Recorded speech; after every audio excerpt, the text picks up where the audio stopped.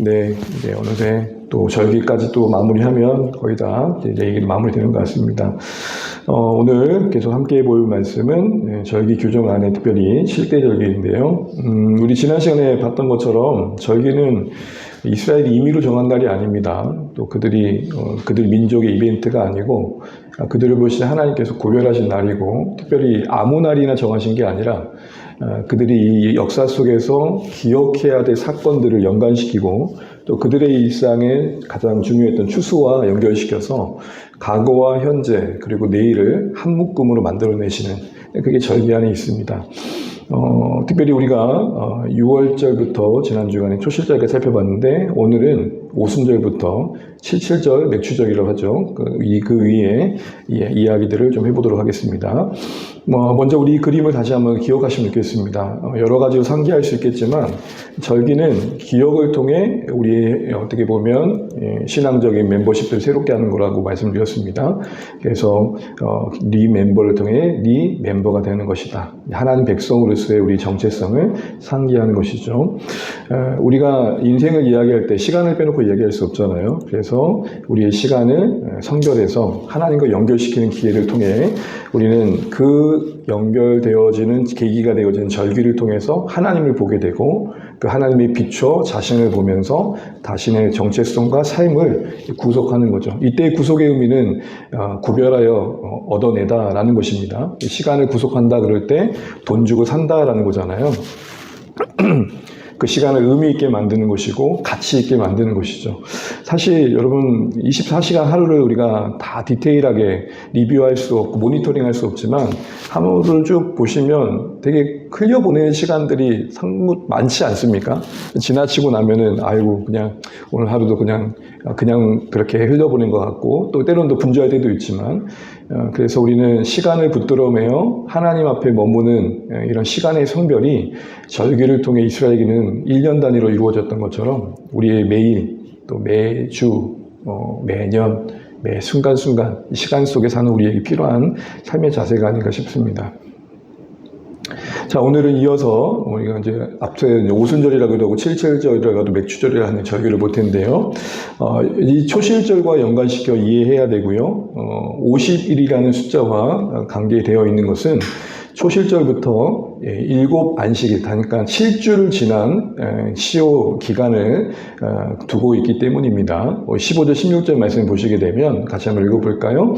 안식일 이튿날 곧 너희가 요제로 곡식단을 가져온 날부터 세워서 7안식일의 수요를 채우고 7안식일 이튿날까지 합하여 50일을 계수하여 새 소재를 여호와께 드리되. 여기 보시면 너희가 요제로 곡식단을 가져온 날부터 라고 되어 있죠. 이게 지난주 봤던 초실절입니다. 여러분, 초실절은 뭐였습니까? 초실절은 이제 보리 첫 단을 수확하기 전에 개업 예배? 그러니까 시작 예배라고 보시면 됩니다. 시작. 이게 딱 이제 시작합니다. 그러면 시작할 때 우리의 마음의 소원은 뭐예요? 이 추수가 끝까지 잘 완주하면 좋겠습니다 라는 거죠. 그러니까 시작할 때가 초실절이라면 그 시간을 지난 7주의 시간 동안 수확을 하게 되는데 그게 칠칠절이 되는 겁니다. 그래서 칠칠절은 어떻게 보면 모든 수확을 마친 거죠. 그러니까 초실절은 첫 단이라면 칠칠절은 첫 수확입니다. 구별되시죠, 여러분? 이렇게 보시면 될 것 같습니다. 근데 이 칠칠절이 여러 가지로 이제 불려집니다. 같은 절기인데 의미에 따라 달라지는데, 참고적으로 77절은 말씀드린 것처럼 7주간의 시간이 지난 기간이다라는 의미고요.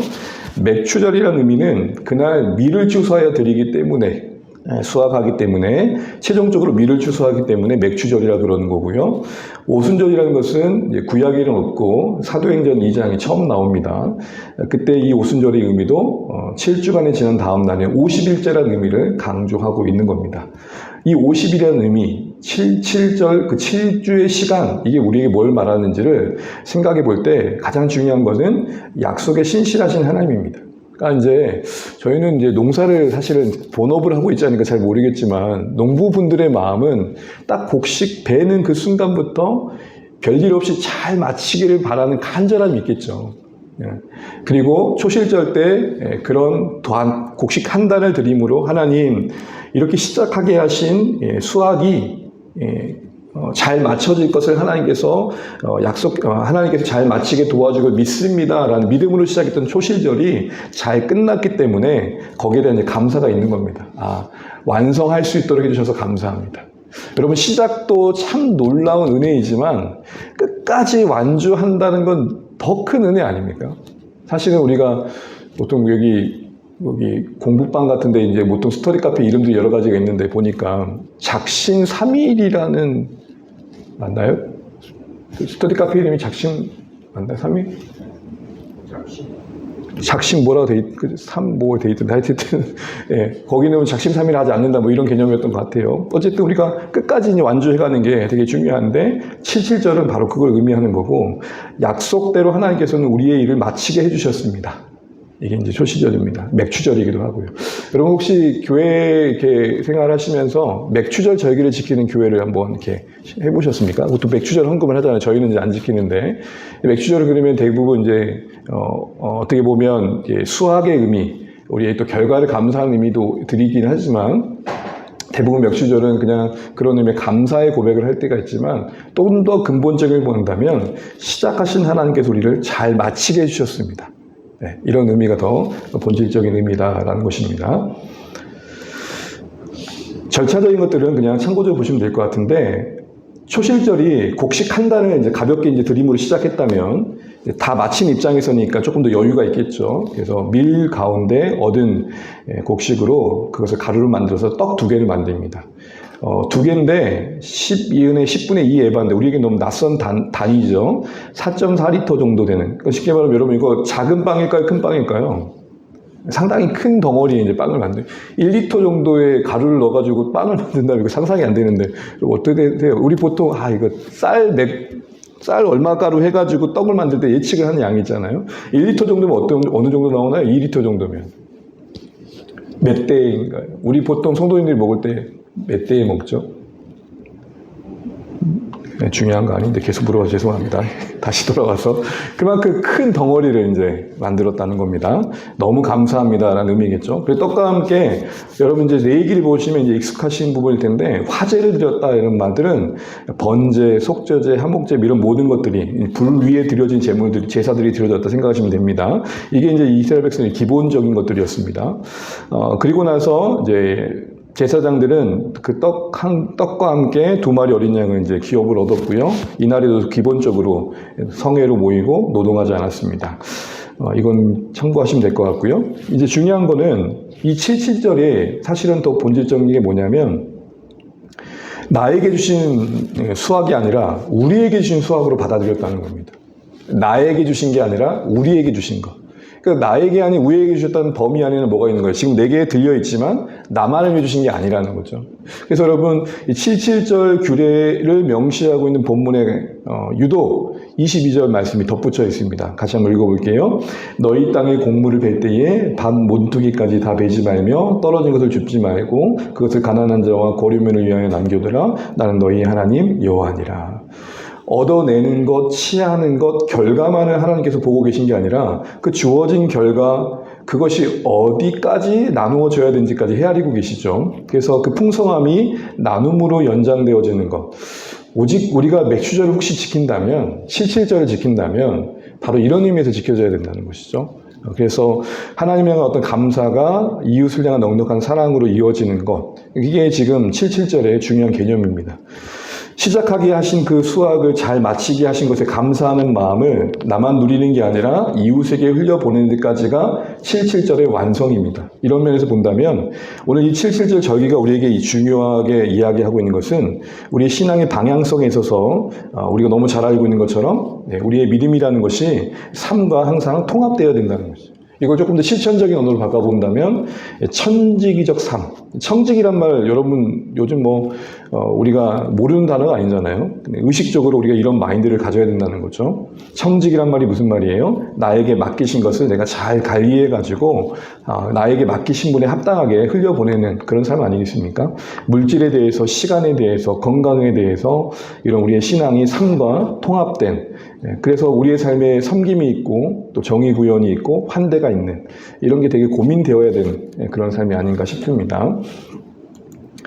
이제 나팔절입니다. 나팔절. 이제 봄철까지 다 마쳤고요. 이제 가을철로 넘어가는, 초여름을 지나 가을철로 넘어가는데, 나팔절은, 7월 첫날 지키게 됩니다. 7월 1일인 거죠. 이때 7월은 우리가 말하는 7월이 아닙니다. 이스라엘의 7월입니다. 7월 1일인데, 7월 첫날 나팔을 붑니다. 왜 불었을까요? 나팔을 불 때는 아무 때나 부는 게 아니라, 되게 중요할 때, 그리고 무언가, 꼭 알려야 될 것들, 특별히 하나님께서 뭔가 강조하신 날, 이럴 때 부르게 됩니다.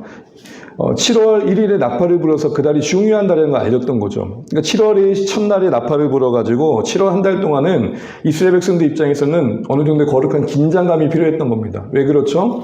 나팔절 지나서 이스라엘에게는 가장 중요한 연례 행사였던 속죄일이 있었고, 그리고 초막절이 있었기 때문에 되게 큰 행사였어요. 큰 이벤트였습니다.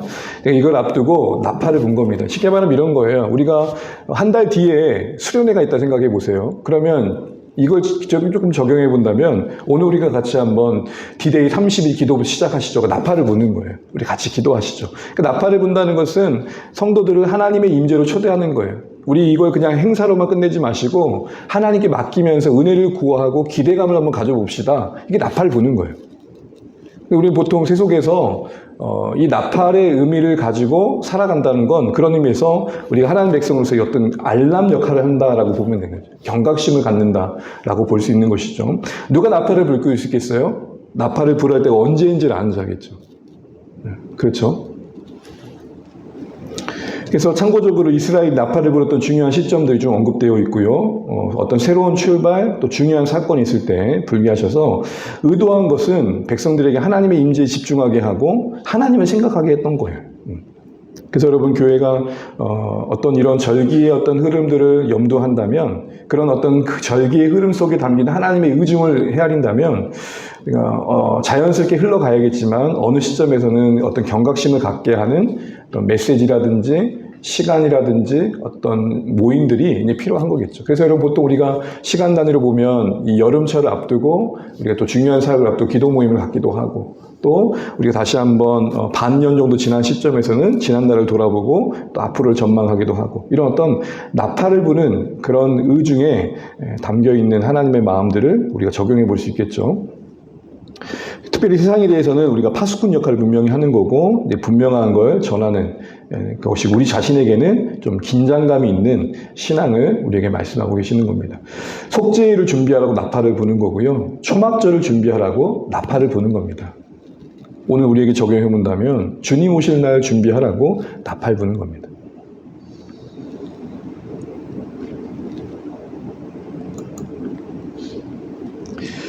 그 다음 이제 속죄일인데요. 여러분 속죄일은 16장에서 한번 다뤘죠. 이 속죄일은 16장 내용과 조금 다른 부분을 다루고 있는데요.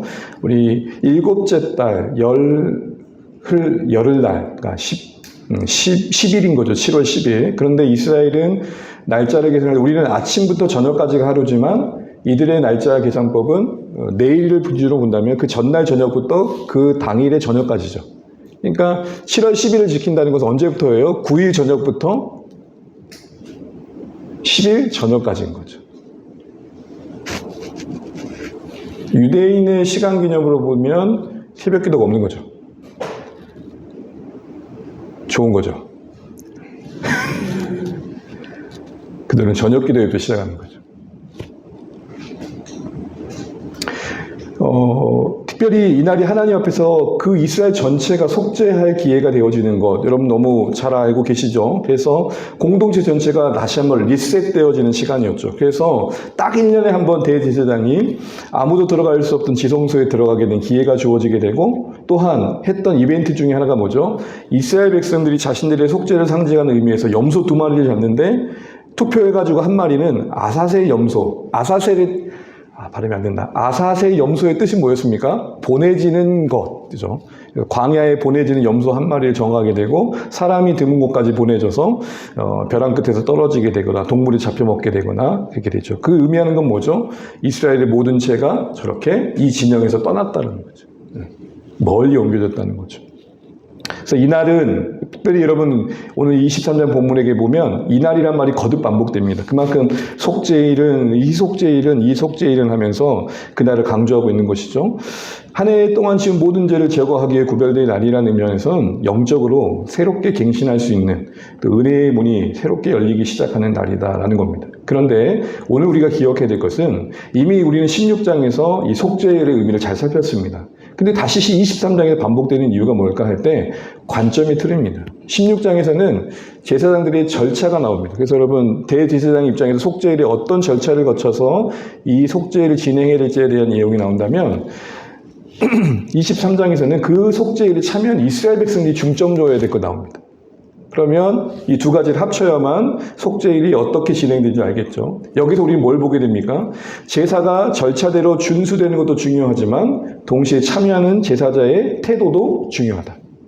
우리 주일 예배를 적용한다면 제가 주일 예배를 기도하면서 정말 하나님께 간절하게 준비도 해야 되는 게 맞지만 우리 함께 성도님들도 같은 마음으로 준비하는 게 맞다는 거죠. 그러니까 적용을 굳이 하자면 제가 16장을 쓴다면 여러분은 23장을 쓰셔야 돼요. 23장에 뭐가 강조되느냐? 두 가지 강조됩니다. 여러분 색깔 두 개가 구별되는데 뭐가 강조되는 것 같습니까? 일단 노란색만 읽어볼까요? 시작. 스스로 괴롭게 하며 스스로 괴롭게 하지 아니한 자는 그 백성 중에 끊어질 것이라. 마지막 너희는 스스로 괴롭게 하고. 자, 파란색 보시면 어떤 일도 하지 말 것. 누구든지 어떤 일이라도 하는 자는 너희는 아무 일도 하지 말라. 이렇게 구별해놓고 보니까 두 가지가 확 드러나죠. 뭐죠? 스스로 괴롭게 하며 어떤 일도 하지 말라. 이 두 가지가 속죄에서 가장 제사장이 아니고 제사자입니다. 제사자의 태도와 관련된 아주 중요한 태도입니다. 그럼 여러분 각각의 의미가 뭘까요? 스스로 괴롭게 한다는 것은 일단 금식을 말합니다. 그날 하루는 굶는 거예요. 금식과 굶식의 차이는 뭡니까? 여러분, 금식과 굶식의 차이는 뭡니까? 별 고민 안 해보셨습니까? 금식이 굶식이 될 때가 있잖아요. 그냥 별 의미 없이 그냥 굶는 거, 그게 굶식이고, 금식은 뭐예요? 먹지 않음이 무엇으로 가고자 함이냐는 거예요. 그러니까 단지 안 먹는 게 초점이 아니고, 그렇게 안 먹는 에너지와 시간과 마음은 어디로 쏟기 위해 안 먹는 거냐? 바꿔나가면 지금 먹는 것을 끊어야 할 만큼 뭐가 있기 때문에 끊는 거냐? 이게 금식이고 그렇지 않은 건 굶식이다는 겁니다. 특별히 금식이란 말은 뭐예요? 단지 먹지 않는다는 게 아니라 철저한 회개와 애통을 말하는 거고 더 나아가 그만큼 하나님 앞에 좀 정결해지고 싶은 열망을 갖는 거예요. 여러분 우리 삶의 신앙에 좀 이런 부분들이 점검돼야 될 것 같다는 생각이 들어요. 그냥 지나치듯 후회와 아쉬움으로 끝나는 게 아니라 우리의 모든 것을 보시는 하나님 앞에 대면할 때 하나님 정말 이제는 좀 죄를 이기는 삶을 살고 싶습니다. 이제는 좀 웬만한 거는 좀 문제되지 않고 또 진실하면 좋겠습니다. 라는 열망이 이런 괴롭게함이 있으라는 거죠. 그러니까 후회의 괴로움이 아니라 더 하나님 앞에 기쁨이 되고 싶은 열망이 만든 괴로움. 거룩한 근심, 이게 이제 괴롭게함입니다. 특별히 거기에 스스로라는 말이 붙었습니다. 무슨 말이에요? 어떤 직분 때문에, 누군가의 시선 때문에, 어쩔 수 없는 어떤 분위기 때문이 아니라 기꺼이 참여하는 마음이 되어야 한다는 것이죠. 물론 어떤 분위기 속에 강제하는 것도 필요할 때가 있습니다. 보통 제 친구 중에 한 명은 그런 일이 있었어요. 저도 그런 경험을 했지만, 여러분 수련회 같은 데 분위기를 보게 되면 보통 이제 중학교 딱 처음 갔을 때 형들하고 이제 수련회 하다 보면은 이제 막 밤에 불 끄고 찬양을 하잖아요. 근데 옆에서 막 울어요, 누나들이. 왜 울지? 막 그러면서. 근데 안 울면 이상하잖아요, 느낌이. 뭐 그런 경우 없으세요, 여러분? 남들 다 울면서 애통하며 기도하고 있는데 나는 아무것도 하라니까 뭐라도 생각해야 되는데 그러다가 그 분위기 속에서 또 하나님이 또 구하는 그런 마음도 주시기도 하시죠. 어쨌든 스스로라는 말은 기꺼이 자신의 인격을 자신이 들여서 고백하는 시간을 갖는 거고 무엇보다도 하나님 앞에 가까이 갈수록 자신의 모습을 진실하게 보게 되는 것을 인정하게 되는 겁니다. 아무 일도 하지 말라는 것은 노동을 금하는 거죠. 그래서 생명의 주도권을 하나님께 맡기는 겁니다. 일을 해야 먹고 살 수 있는데 그걸 하지 않는다는 것은 하나님께 내 생명이 달려있음을 고백하는 거고, 더 나아가서 모든 일을 내려놔야 할 만큼 지금 이 일이 나에게 가장 중요합니다 라는 겁니다. 이런 의미에서 두 가지를 말한다고 하는 것이죠. 정리해보자면 스스로 괴롭게 하는 금식, 그리고 노동을 심은 죽음을 상징하는 겁니다. 결국은 속죄에서 가장 중요한 것은 재물만 죽이는 게 중요한 게 아니라 나도 죽어야 된다는 거죠. 그러니까 제사장이 재물을 죽일 때 제사자들도 같이 죽어야 된다. 그게 진짜 속죄제사가 된다는 겁니다. 죽음이라는 건 뭐겠습니까? 좀 더 긍정적인 표현을 하자면 생명과 용서의 그 은혜를 주시는 하나님 앞에 항복하는 거겠죠.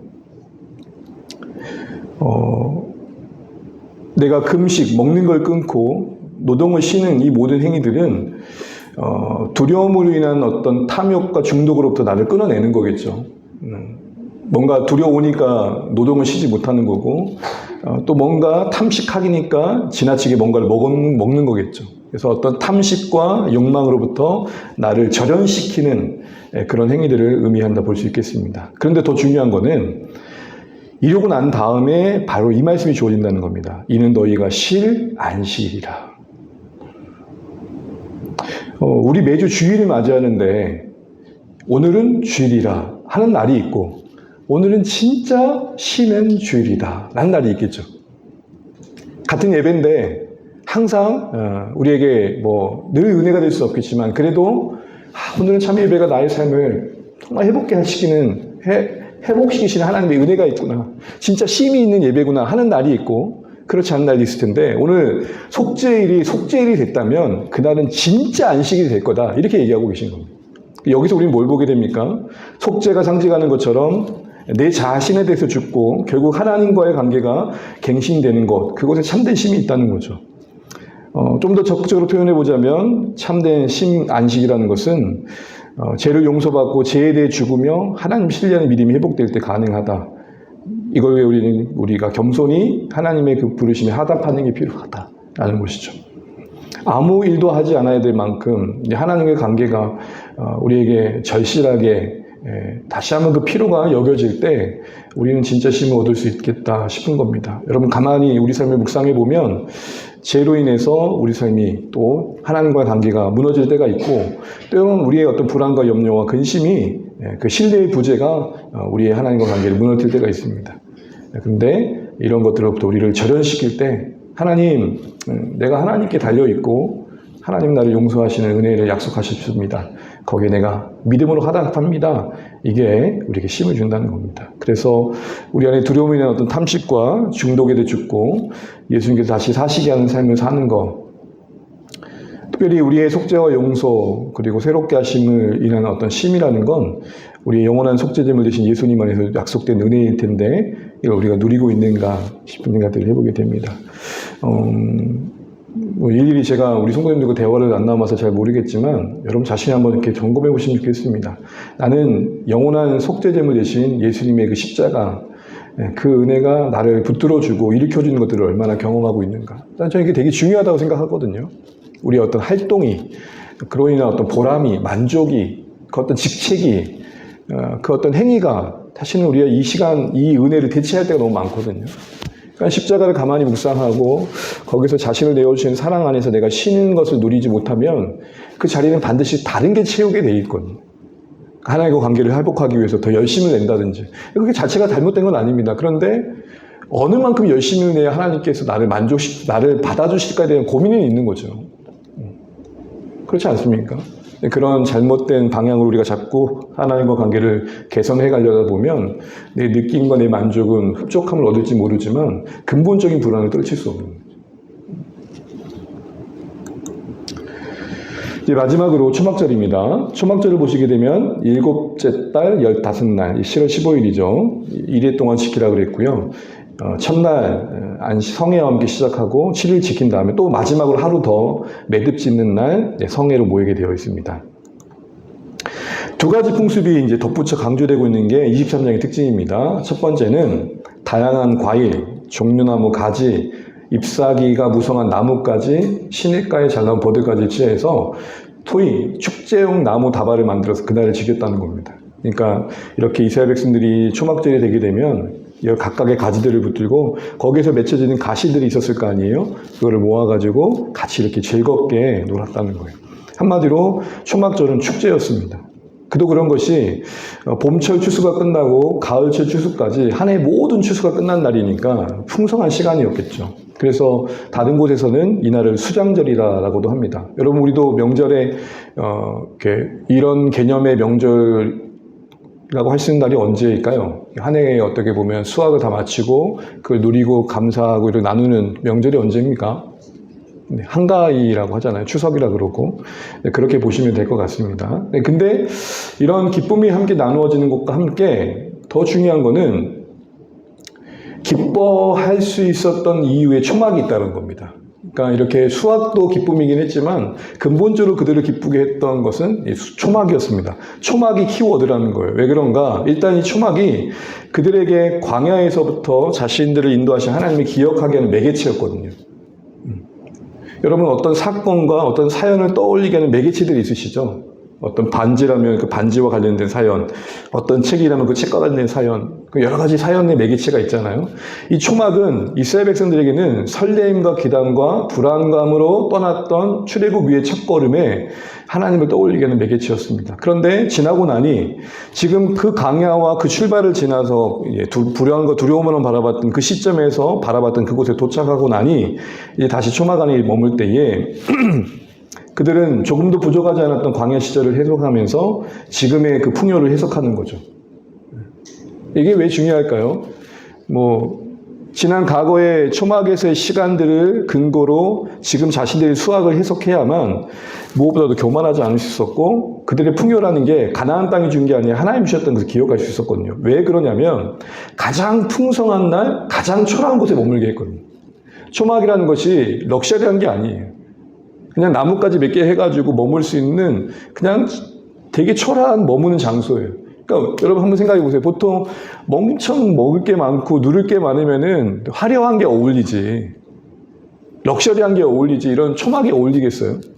그러니까 하나님께서 이스라엘 백성들을 보세요. 풍요의 현장에 초막을 두세요.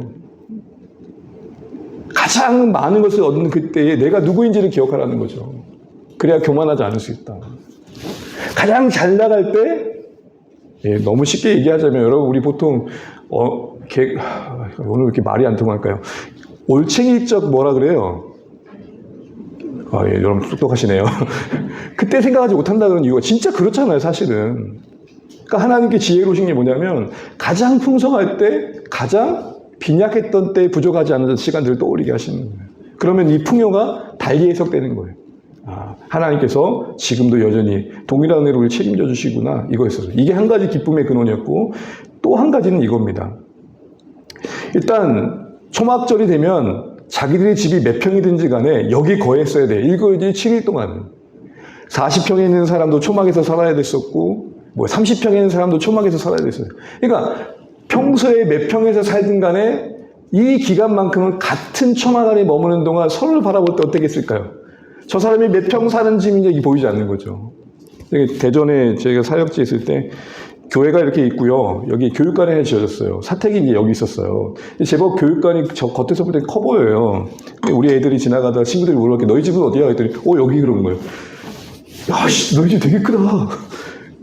교육관 전체를 가리키니까요. 그 하나 방 하나인데. 그러면서 이제 이야기 드는데 그 동네는 이런 거예요. 너는 몇 단지 사니까 제일 먼저 묻는 거예요. 무슨 말인지 이해되시죠? 몇 단지가 일단 견적이 나오는 거예요, 일단. 평수 견적 나오고, 대략 어느 정도의 경제력을 갖고 있는 견적이 나오는 거예요. 동일한 총막에 그들을 두셨어요. 그러니까 매일같이 자기들 살던 데서 나온 게 아니라 그 7일만큼은 동일한 총막에 거하게 하셨다. 뭘 보라는 거예요? 어디에 살고 있는지 보는 게 아니라 동일한 총막에서 시작되었던 그 여정을 기억하라는 거예요. 애굽에서 나올 때 그들이 가지고 있었던 게 뭐가 있었어요? 다 똑같은 출발점이었고 그리고 또 같은 하나님의 인도하심을 따라 순례의 여정을 걸어갔던 동반자였죠.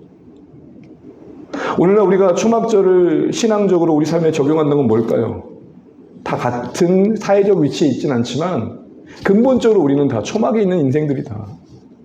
나그네 인생이다. 순례자다. 그게 보여야 서로가 고맙고 격려가 되죠. 그게 안 보이고 몇 평이 보이면 어떻게 될까요? 거기 간뜩 있고 긴장이 있는 거 아니겠습니까? 이 땅에 살아가다 보니 우리가 살아가는 곳은 다르지만 오늘 이 초막절이 우리 신앙의 감목에서 적용해 본다면 광야의 여정을 기억하라는 메시지와 맞물려 본다면 근본적으로 우리가 거할 저 하나님 나라의 장막에 거하기 전까지는 우리 이 땅에서 주어진 그 평수의 시선을 매이지 말고 우리의 근본적인 초막 인생됨을 놓치지 말라는 거죠. 여러분 서로를 보면서 이 초막의 동반자라는 마음이 와닿아야 되는 거예요. 누구를 보든지 간에. 같은 출애굽 이후에 가나안 땅을 향한 여정을 걸었던 이스라엘 백성들처럼 오늘 우리에게는 예수님 안에서 같이 하나님 나라를 향한 그 여정을 걷고 있는 순례의 여정으로서 동반자로 인식되는 거, 이게 기쁨이었던 거예요. 그러니까 보세요 여러분, 가장 풍성한 시기에 수확으로 기뻐했던 게 아니라 같은 초막에서 먹고 있다는 게 기쁨이었고 그걸 주신 분이 하나님이라는 것을 안 기쁨이었어요. 우리의 기쁨이 세속적일 때는 뭐예요? 결과적으로 무언가를 더 많이 얻어서 기뻐할 때가 있죠. 물론 기뻐해야 돼요. 근데 그 기쁨이 모두의 기쁨이 될 수 없는 이유는 뭐죠? 초막 안에서 누리는 게 아니기 때문에.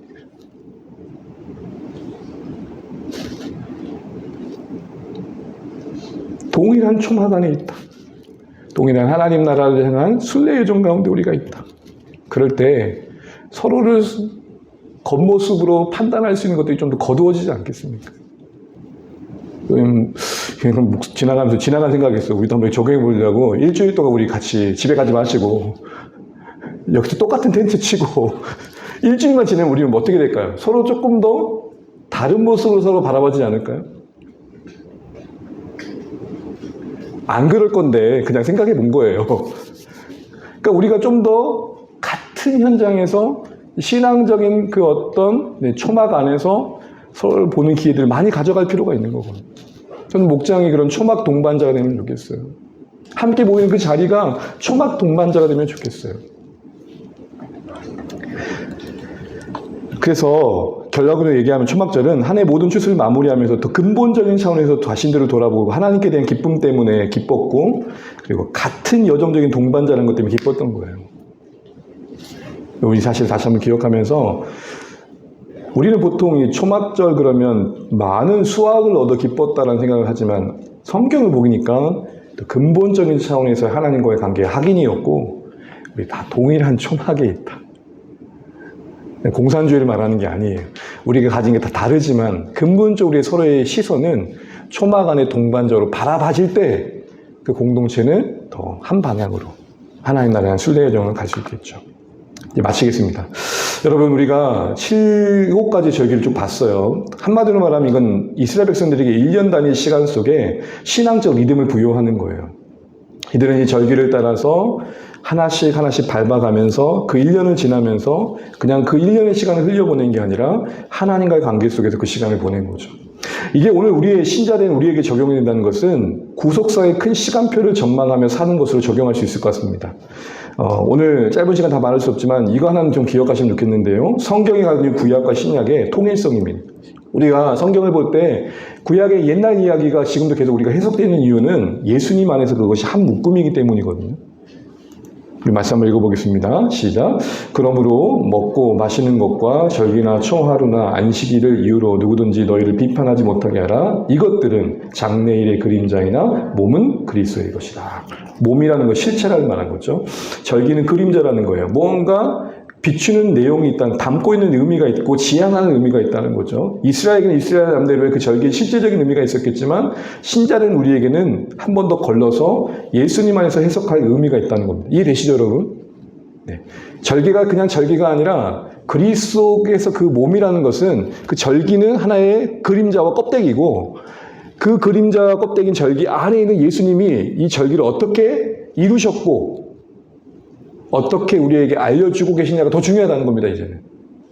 우리 지금, 초막절을 지킬 필요가 없고, 여기 있는 모든 절기를 우리가 사실 직접 지킬 필요는 없잖아요. 교훈적인 차원에서 신앙적 실전에서 지킬 수 있어도. 자, 그렇다면 그게 어떤 의미일까? 네, 정리하는 겁니다. 먼저 6월절은 너무 반복되는 내용이 아시겠죠? 이것이 예수님과 관련해서 어떻게 적용됐습니까? 예수님의 십자가의 죽음과 맞물렸죠. 그러니까 구약의 6월절은 예수님의 십자가의 죽음으로써 성취가 된 거예요. 그러니까 예수님의 죽음의 관점에서 구약의 6월절이 해석이 되는 거고, 초실절은 첫 단을 들였던 초실절은 예수님의 부활과 연결됩니다. 그래서 고린도서 15장 20절을 보게 되면 예수님이 부활의 첫 열매가 되신다. 여러분, 초실절 느낌이 어떤 느낌이었어요? 요거를 첫 단을 들이면서 나머지 수확을 보장해달라는 거였잖아요. 결국 이 첫 단만큼 동일한 수확이 있기를 바라는 마음인 것처럼 예수님이 부활이 되신 이 부활이 우리 모두의 부활되길 바라는 마음의 그 어떤 맥락과 다 있는 거죠. 초실절은 예수님의 부활로 연결시켜되고 있고, 칠칠절은 그 50일을 채운 칠칠절은 성령의 강림과 연관되어 있습니다. 예수님의 승천과 함께요. 그래서 이 초실절은 수확을 기대하는 마음이었다면 칠칠절은 수확을 하기라는 시간이잖아요. 그래서 이것은 오순절, 성령 강림 속에서 영적 추수로 적용이 됩니다. 나팔절은 예수님의 재림과 관련된 시간들입니다. 그래서 여러분, 대사님고 사전뿐만 아니라 재림과 관련된 얘기를 보면 나팔 얘기가 많이 나옵니다. 그래서 대사님고 사전 10절을 보게 되면 주께서 호령과 천사장의 소리와 하나님의 나팔 소리를 친히 하늘로부터 강림하셨다. 이 나팔과 함께 새로운 시대가 열린다는 거예요. 참고적으로 여러분, 이스라엘은 그들의 달력으로 1월 1일이 7월 1일입니다. 그러니까 나팔절은 그들에게 새해인 거예요. 속죄일은 뭐겠어요? 예수님의 재림 때 우리 모두의 죄가 오는. 속죄제를 매일 드릴 수 있었지만 1년에 한 번의 속죄일은 대제사장이 온전한 제사를 드림으로 그들에게 다시 한번 리셋되는 것은 우리에게 예수님의 재림 때 우리 모두가 온전케 된 것을 그림을 보여주고 있고요. 마지막으로 초막절은 우리가 하늘 장막에 거하는 날들. 이 땅에서 초막이 그 풍성함을 담고 있는 것처럼 이제 광야 시절을 끝내고 그 풍성한 수확을 얻어 그것을 기뻐하고 나누는 것처럼 지상의 나그네 인생을 끝내고 영원한 안식이 있는 참된 거처, 하나님의 인재로 충만한 하늘 정막에 거하는 것을 그리고 있는 것입니다. 자, 이렇게 하면 정리를 해보죠. 여러분, 건기와 우기가 있었어요. 이건 좀 기본적으로 아십시오. 건기와 우기. 네, 봄철과 여름, 가을철에 보면 됩니다. 자, 우기 앞에 어떤 비가 내리죠? 이른 비. 그리고 우기 뒤에 늦은 비. 이른 비는 씨 뿌리기 좋은 비. 늦은 비는 익어가는 곡식이 더 잘 익게 하는 비. 자, 6월절, 그리고 무교절. 그 다음 뭐였죠? 초실절, 칠칠절, 오순절이라고도 하고요. 이게 봄철 추수가 끝난 거예요. 이때 보리와 밀이 추수가 됩니다. 그리고 나서 나팔절과 함께 7월 1일이 시작되는 거예요. 그리고 속죄일과 초막절이 이루어집니다. 왜 이 세 절기가 7월에 한 묶음이 되어 있는지는 우리가 다시 한번 나중에 한번 더 살펴보도록 하고요. 그래도 느낌상은 어떤 건지 알겠죠? 7이 안식을 의미하고 새하늘 새 땅을 의미하기 때문에 이 일들은 이 나팔절부터 초막절에 의미하는 바들은 예수님의 재림과 함께 이루어질 것이다. 이걸 시사하고 있는 것이죠. 자, 예수님의 십자가입니다. 그리고 초실절 예수님의 뭐였죠? 부활. 그리고 칠칠절은 예수님의 승천과 성령의 강림. 그리고 나팔절부터 초막절까지는 예수님의 뭐였죠? 재림. 이렇게 묶여 있는 겁니다. 여러분, 이제 이 정도 그림은 조금 이제 이해를 하시고 성경을 좀 보시면 어떨까 싶어요. 어렵지 않죠, 여러분? 이 정도의 흐름 정도는 이렇게 흘러가는구나. 왜냐하면 절기라는 게 늘 헷갈릴 때가 많아요. 근데 이런 추수와 맞물려서 이렇게 진행되고 있고, 그리고 그 안에 신앙적인 의미는 예수님 안에서 우리가 이렇게 이해할 수 있구나 정도로 우리가 생각하면 좋을 것 같습니다. 이제 정리하겠습니다. 신자들은 모든 시간 속에서 구속사의 큰 시간표를 전망해야 됩니다. 이런 시간표를 전망한다는 건 뭐냐면 하나님께서 우리를 구원을 시작하신 이후로 완성의 날을 향해 우리가 하루하루 진행되고 있다는 거고, 그 말은 그 시간, 보세요. 구원받음과 완성된 이 시점, 이 시간 개념은 하나님과 연결되어야 할 시간의 개념이라는 거예요. 그게 절기였어요. 절기를 굳이 다시 풀어보자면 시간으로 이스라엘 백성들을 붙드시는 하나님의 간섭하심이었어요. 시간과 장소 중에 만남을 약속한다면 뭐가 더 중요할까요?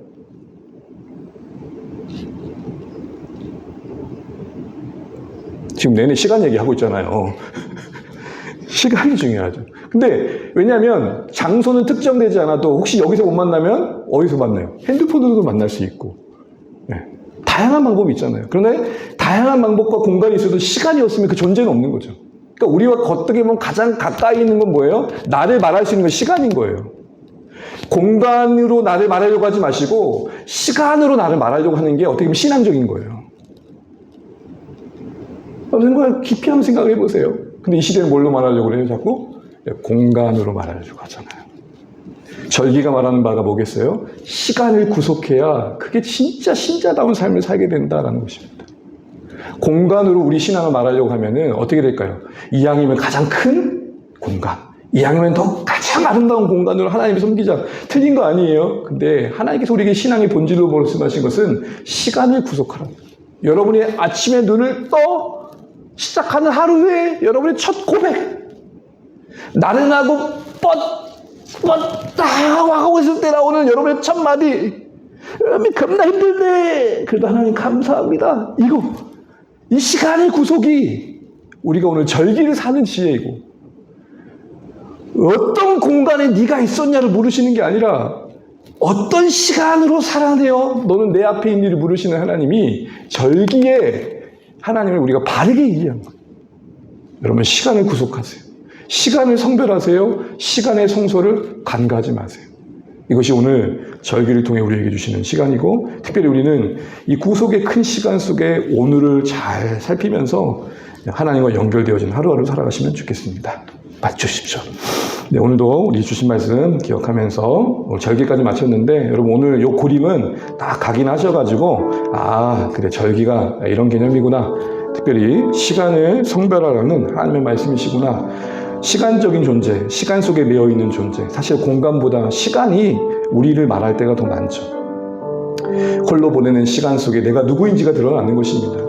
럭셔리한 공간에서 우리는 스스로 속일 수 있고 타인을 속일 수 있습니다. 멋져 보일 수 있습니다. 그런데 시간 속에 나를 속일 수는 없습니다. 우리 기억하면서 하나님, 이 절기를 통해 주셨던 교훈들, 신앙의 가치들, 의미들이 내 삶 가운데 잘 펼쳐지게 해달라고 한번 잠시만 우리 말씀 매듭하면서 우리 각자에게 오셨던 것들을 적용해 보시면 좋겠습니다. 기도하겠습니다.